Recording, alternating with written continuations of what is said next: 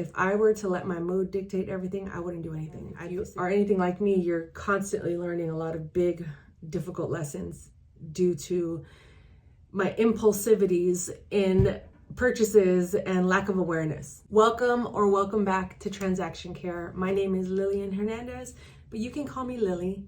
And in today's episode, it is another monthly check-in. A simple, how are you? How am I?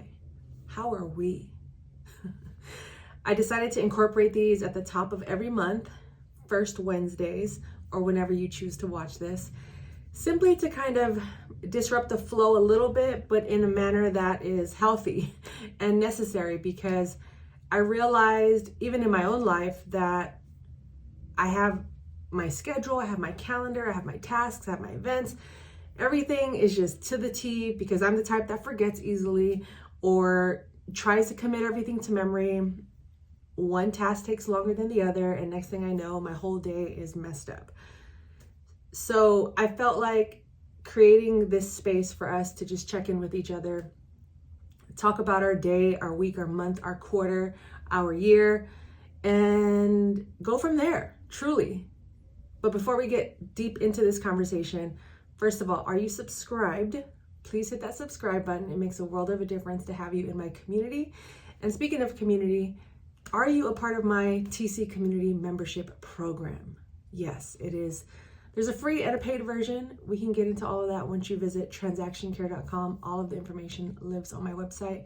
But if you want to get into more of an in-depth look and perspective of a TC, I share my checklists, my templates, my tips and tricks all in there. Similar to what we discuss here, but a lot more in-depth and personal. You also have access to a calendar to speak with me one-on-one at any point in time, as long as we're both available on said calendar. We get live streams, so much good information, all lives there. Oh, sign up for my weekly newsletter, my TC weekly newsletter, and check out the Keys podcast. New episodes either have resurfaced or are loading. Go check out the 60 plus episodes I have right now on the website. But that's all I got for now because I'm rambling. I'm starting to ramble. This is why this is a check-in. There's no real structure. There's no structure. There's no outline. There's no script. It's just you and I talking one-on-one or 1-on-100, however many people decide to watch this video. At the time of this video going live, it is tax time. April 2025 to be exact. And I am self-employed, as many of you are who are watching or would love to be self-employed. And a part of being self-employed is paying our taxes. Please don't turn off this video or get discouraged. This is to uplift us, encourage us, and keep us on track. Whether it's this year, the following quarter, next year's, we're in this together, okay? So if you know my story, you know I quit my job 7 years ago to be self-employed. I quit my job 7 years ago to be a caretaker, and self-employment aligned itself along with that said leap of faith. But I wasn't really privy to how to run a business. I had worked a 9-to-5 my entire life. So paying taxes to me was something that occurred once a year. But if you are self-employed, you have to pay taxes every quarter. And how we view a year when you're self-employed or running a business, whether you have an LLC or you're just a 1099 employee, S Corp, etc., everything is paid on a quarterly basis. And that is January through March, April through July. April through June, July, August, September, and then October, November, December, quarter 4. Much like a football game or a basketball game, it's divided up into 4 quarters, and every quarter you must check in with the IRS and either pay something of what you've made, which if you're doing business accordingly, you're making money, and more than likely somewhere between 1 and 30%, give or take. I am not an accountant, disclaimer, I am not an attorney. Do all your due diligence and research on your own, but somewhere between there, you want to give back to your either state and or federal government. That's just the land of the law. I am located in San Francisco, California. So we know California is one of the most expensive states in the nation. So I'm getting hit with a lot of taxes. And being self-employed, you also learn that aside from having to pay taxes, you have write-offs. Now, I'm going to go into this conversation a little deeper in future episodes, but because it is the top of April, and if you're watching this within the first week, you know that the tax due date, the main one, is coming up. So I want to make sure that we're at least having the awareness and getting organized and saving our receipts or invoices or anytime we've made money and keeping track of everything, because it can get very easy to, it can become very easy to lose track of those things if you don't have some sort of system in place. So first of all, this is just a check-in episode. How do you feel so far about said taxes? And how are you doing in terms of keeping track of your write-offs, your receipts?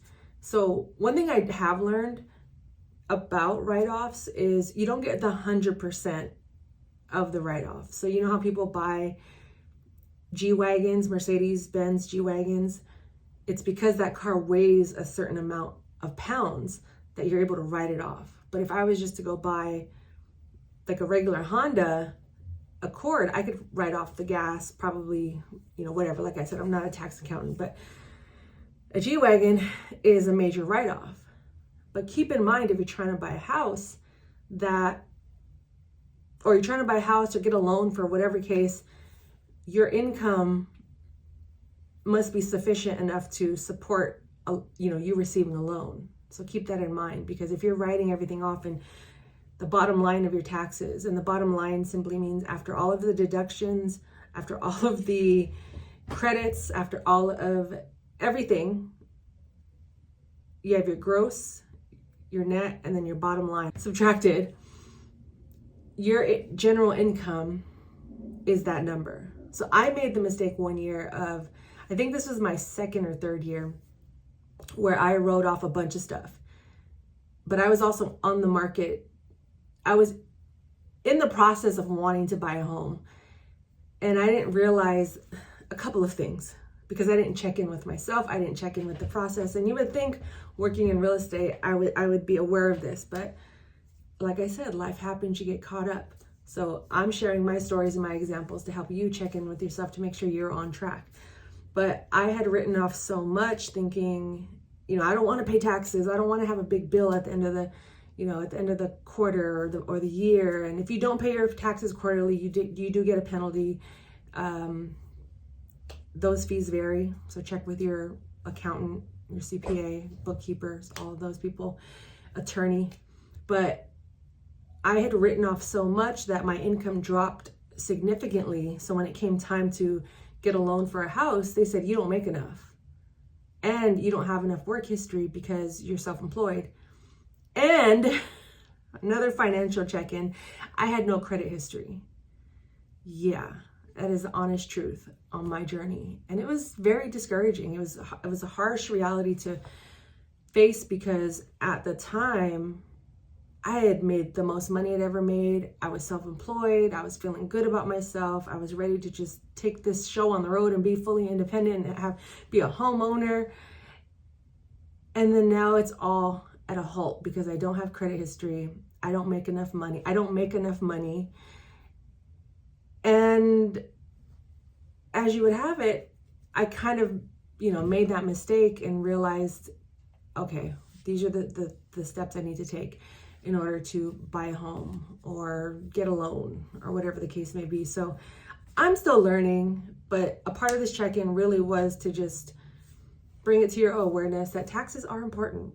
And it's a hard conversation to have because no one likes taxes. So if you are in a place right now where you want to maybe change your situation, maybe you're thinking of moving to a state where there isn't state and federal taxes, do your research is all I'm saying before you just jump ship and leave wherever you're at, because it will help you in the long run, not just, the instant gratification, but having patience and enduring a little bit of research, a little bit of feedback, consulting with some professionals, but ultimately it is your decision and your money.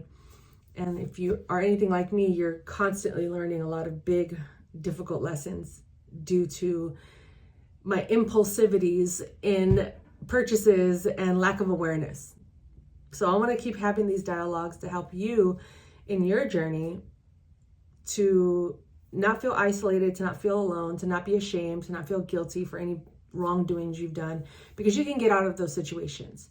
And again, it just comes down to patience and staying in line, praying to God, having some sort of foundation in place that keeps you grounded and reminds you every day to be grateful and thankful for what you do have. And I know life gets difficult, it gets overwhelming, it gets hard, and having even 10 minutes to check in with yourself can seem impossible. But I hope if you have made it to the end of this video that I've just brought some of these things to your awareness, only to uplift and encourage you and to help you get back on track. Or if you are on track, share your tips on what you do to stay on track and what has been successful in your business and your day-to-day when it comes to money management or time management, but especially when it comes to not losing sight of what's ahead in terms of what do I have to pay? How should I break this down? What's going on? How do I feel about this? And what am I going to do about it? Because if I were to let my mood dictate everything, I wouldn't do anything. I'd be sitting on my couch, scrolling mindlessly, not creating videos, not auditing files, not updating my budget, letting things just fall apart. And hey, no judgment, because I've done that before. I've let things fall apart and I realized that's not the way I want to go. I've let my savings deplete. I've stacked up my savings and never touched it, never invested it. There's lessons in everything, but if it aligns with where you're going and the goals you have and the dreams and the visions you have for yourself, then keep at it. Just make sure you're checking in with yourself and things are still intact, and wherever it needs to get tightened up, you tighten it up and revisit it and go from there. So I hope this conversation has helped you in your journey. If you have any questions, go ahead and drop them in the comments, or feel free to reach out, visit transactioncare.com. And that's it for this month's check-in. We will continue this theme of money conversations in the next episode. So if you haven't already, please subscribe. And my name is Lillian Hernandez, but you can call me Lily. And until the next episode, care for yourself, care for your wealth. Your time is worth it. Let's coordinate. Talk soon. Oh, before you go, see these rectangles here? Go ahead and click on one of them. Continue watching this amazing content that I'm providing for you all. And see that circle? Go ahead and click on my face to subscribe if you haven't already. It's a shortcut to make it easier for you.